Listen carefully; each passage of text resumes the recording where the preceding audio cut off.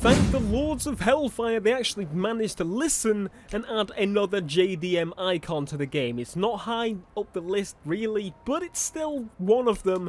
So first things first, engine swap. We're going to swap out the engine and put something nice in it. We're going to go with a rear wheel drive setup because it is front wheel drive and actually makes it worse. Isn't that insane? And then with aspiration, I'm going to go with the twin turbo because look at that. I think it's best if we max this thing out because why the hell not? We have any customization parts? None other than a wing. And honestly, I'm going to keep that wing, I think. I think that looks nicer. I don't know. Does it? I like both. I'm going to go with that. I've changed my mind. I'm interested to see how many horses we can get out of this thing. This thing's going to keep climbing. I'm guessing, let's say 600, 700 horsepower. I'm going to see how it ends up with. Okay, just put the turbo upgrade in and it's gone to 680, which is a lot more. It's on 700. Okay, I expected a little bit less of a jump when I was putting the turbo upgrade at 719. That's pretty impressive for what it is. I cannot wait to drive this thing now. I've been driving around with it for a little bit, and it's a very, very slow front-wheel drive car. I tried drifting it front-wheel drive. It was a lot of fun, but I'm happy to have it in rear-wheel drive now to slide it properly. I like these because they're really basic, but they do suit it. They don't just make it look really odd like the rest of the rims for this car. Right, increase the size.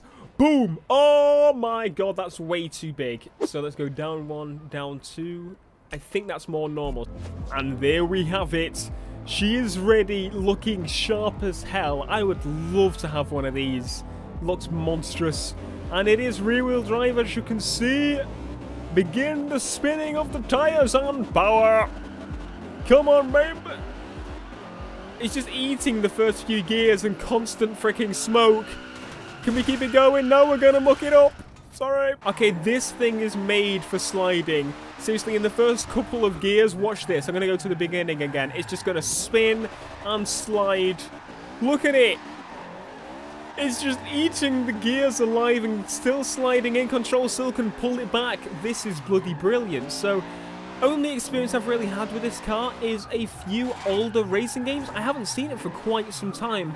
It was never a car that I fell in love with, but it was always a car that I used if there was like other options that weren't as good. I think my main experience with this car, or like the main place I used it or saw it, it might have been Juiced. I remember these lights, and I had it all black. I think it had like a purple design on the side.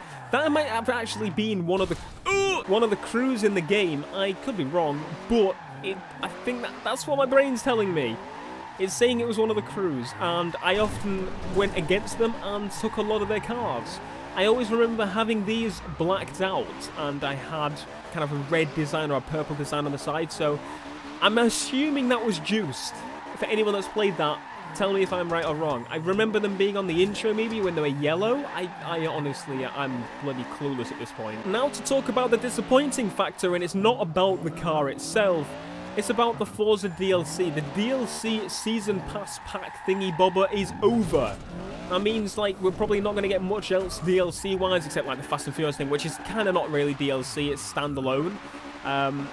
But yeah, I don't expect much else, to be honest. I don't expect any more packs, and I'm disappointed because this pack wasn't amazing. I mean, there's a good couple of cars in there that would have been pretty cool, but everyone's been asking, like, Forza on YouTube, the scene is all about drifting, really, and when it comes to drifting, people want, like, JDMs and that sort of stuff, and even if they don't like drifting, they want some JDMs. There's not a lot of JDMs in this game.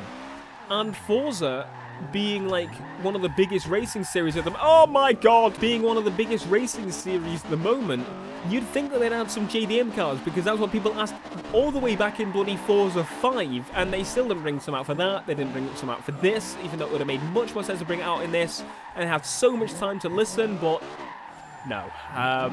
So I guess once again we've got to go, oh, maybe it's going to be in Forza 6 or maybe Forza Horizon 3. But at least they've got a couple in there. Not a lot of games recently have a ton of JDMs. They're going more like supercar-y. So at least they tried and they added in one, last JDM. Hopefully it's not the last, but one final pump, and it's got at least one JDM car in there and a load of rally cars that I'm probably never going to drive. It's a nice little car to have in Forza. It's another little different car in the pack as well. I mean, all the rest are kind of rally cars, so it's like, yeah, okay, how are we still alive? But anyway, if you want to see more, be sure to hit that subscribe button if you are new, and I shall see you in the next video when we're probably, hopefully, not crashing into containers. Peace!